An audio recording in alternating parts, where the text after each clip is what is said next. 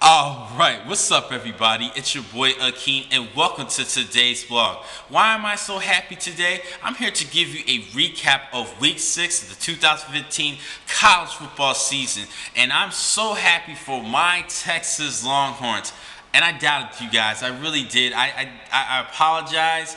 Had to do my job as an analyst. I thought OU was going to beat Texas, but Texas definitely showed up. Coach Charlie Strong definitely got the confidence going at Austin. I think this team could definitely turn this season around for the Longhorns. They pulled off an impressive 24-17 upset over OU. I thought OU had a chance of possibly winning a Big 12 championship, at least winning this rivalry, but Texas definitely showed up even for the past couple of seasons in that Red River rivalry. Last season, I think we had an opportunity of winning. We had a couple of miscues, but this year we definitely covered things up. And the thing that really boiled down to was the ground attack between both teams. Now there was only 67 yards on the ground given up from Texas, as opposed to 300 yards plus yards given away from OU. Texas rushed for over 300 yards in that matchup, and that was a great job. Another thing that actually did well for my Longhorns is that we definitely capitalized early in the game, in which OU actually began to panic early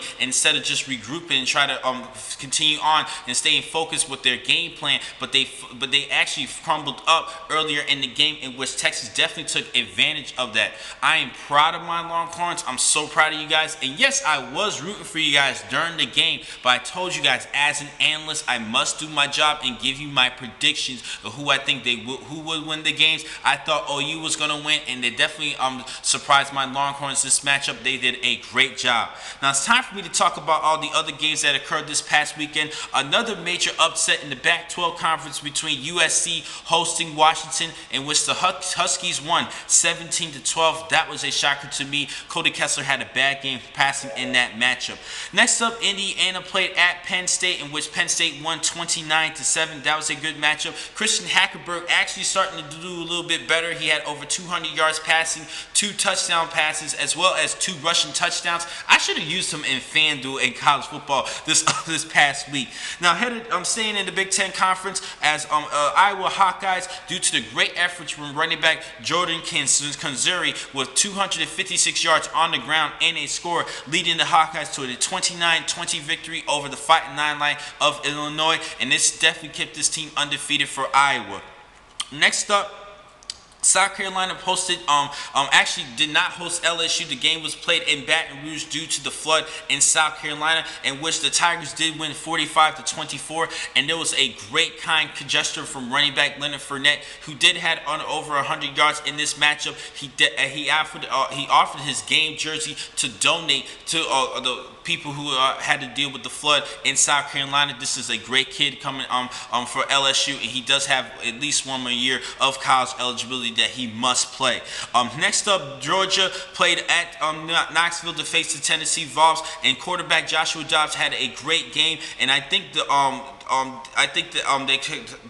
ruin things up. They did ruin things up for Georgia. Georgia actually lost 31-28, and they had a tough loss in running back Nick Chubb on his first carry, messing up his knee, and he's out for the season. So Sonny Michael is going to have to step it up at running back, and he is a good replacement. Also, I think they still have some good depth at running back overall, but Sonny Michael is going to be that guy who's going to be starting from now on for the remainder of the season for the Georgia Bulldogs. It is a tough break for Nick Chubb. Hopefully he can definitely bounce back next season. And this season is now pretty much up and done for the Georgia Bulldogs with their second straight SEC loss. And same with Tennessee, they have 2 SEC losses, so they definitely got some sweet taste in their mouth, taking another team out as the Georgia Bulldogs, as good as the Georgia Bulldogs. Another major blowout this past weekend occurred at Ann Arbor as the Michigan State Wolverines shut out Northwestern 38-0. This was a great defensive effort in this matchup. I actually picked Northwestern to win, and Northwestern showed that they were the Northwestern that I thought was entering this season in this matchup. They did a great job. Jim Harbaugh is definitely turning this team around and building that confidence, and definitely looking past that first round on their first week loss to Utah. Next up, Alabama beat Arkansas 27-14, staying alive in the SEC race in the SEC West. They still had that one defeat to Ole Miss. Next up, Oklahoma State versus West Virginia. I picked West Virginia to win this one, but Oklahoma Oklahoma State did win 33-26 in overtime. Next up, TCU beat Kansas State 52-45. That was a close win on that one, but I did pick TCU in that matchup. And next up, Florida beat Missouri 21-3. I did pick Florida in this one. Missouri pretty much close to being shut out in that matchup. And a quick close game in-state rivalries between Miami and Florida State, in which the Noles won 29-24. They're gonna have to need better play from quarterback Everett Golston or whoever is at quarterback. Dalvin Cook had a big game coming back from a hamstring injury, 222 yards on the ground. Now for Brad Kaaya in Miami, they definitely kept the game close, and Brad Kaaya did pass for over 400 yards in that matchup. Lastly, the game of the week, as the Cal Bears fell short to the Utah Utes 30-24, mainly because of quarterback Jared Goff. Now, yes, he did have 2 touchdown passes, but he did post 5 interceptions in that matchup, and Devontae Booker for the Utah Utes had over 200 yards and a score in that game. Definitely did a good job controlling clock, particularly in at the end of the game, but there was too many turnovers, and that was the key of the reason why the Cal Bears lost in this matchup. They definitely had a chance of pulling off the upset, and I did pick correctly, but I'm watching the game, they definitely had opportunities. It was just that Jared Goff passed 5 interceptions, and those 5 major turnovers. If you have 5 interceptions or 5 turnovers offensively, you are definitely not going to have a chance of winning in any game, seriously.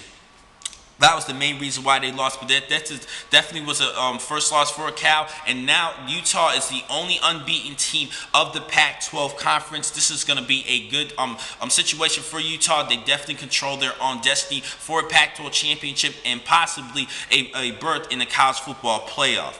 Now, overall, this past week, I went 9-5. This year so far, I'm 55-32 overall, 63%. Not too good, but I'm looking to brush things up. A couple weeks ago, I did have a 6-7 week. I think that was my first losing week, but I think that I'm trying to get things back together, trying to get at least to the 70 percentile range. My goal is to make at least 80% or 90, but this season, I'll be lucky if I make 70%, but I'm looking to turn things around with this upcoming week's picks. Now, the next time to catch you guys will be on Thursday, in which I will give you a preview of Week 7 of this season. Thank you for watching today's blog. I'm your man, Akeem McCall. Be easy.